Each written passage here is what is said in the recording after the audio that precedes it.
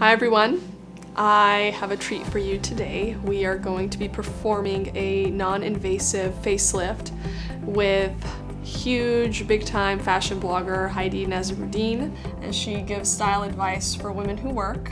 And I wanted to see if we could collaborate in any way. I really respect her work. I'm going to be 35 soon, and I wanted to do something that would sort of boost my maintenance procedure for my face. We decided to blog her whole experience on Periscope. I sat down with her to talk about what we can do to address the minimal signs of aging that have been going on in my face. I love that she told me what I needed and, most importantly, what I don't need. So Heidi came in. We had her fill out some forms, question her about her health, as well as the consent for the procedures that we're going to perform today. And we brought her back to the procedure room and got started with her treatments. Basically, it's a non-invasive procedure, which is multiple procedures: Botox, fillers, something called Pellevé, which is a radio frequency treatment to enhance the collagen production on my face. And we also did Dermapen. Next, we set up her Periscope live feed so that our viewers can answer us questions live. Once that was set up, we started performing the Pellevé treatment on her. There is some conducting gel that is placed, and there is a grounding pad that is placed on her back. And the treatment feels like almost a hot stone massage. Very comfortable, but we do depend on the patient to let us know when areas have gotten too hot for them.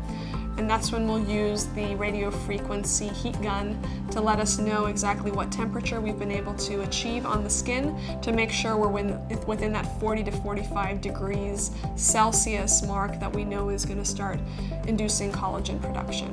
Once the Pellevé treatment is completed, we are going to place numbing medication to Heidi's face in order to progress with the other treatments without her feeling pain. Once we've let her sit for 15 to 20 minutes for the numbing medication to work, we began with the Restylane injections to her tear troughs to make this area look less tired and give her a more refreshed look.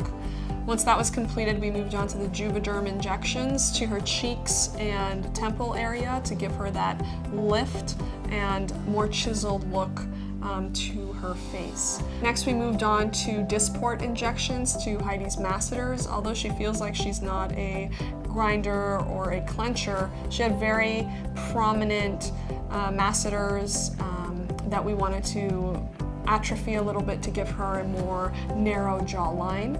Then we moved on to Botox injections to her glabella, her forehead area very slightly, and then just under the lateral brow, which will give her a little pop of the lateral eyebrow up and open up her eyes non-surgically. The final treatment that we performed on Heidi was Dermapen Microneedling, or collagen induction therapy as it's called, and we did that to her forehead and to her cheeks where she had some acne scarring to help fill in those scars. This is a treatment that's going to need to be repeated 3 to 4 times to get the maximal benefit, but she will see pretty good results even after the first treatment. A peptide mask is placed after the treatment is performed to really lock in those growth factors and the hydration. So we had the treatment just now. It was Periscope live, so there were a bunch of people watching me. It was a couple of hours. There was minimal pain and minimal bruising. In conclusion, if you're looking for a non-surgical facelift, I think it's really important to go to a board-certified plastic surgeon who can tell you if you are a good candidate for a non-surgical facelift.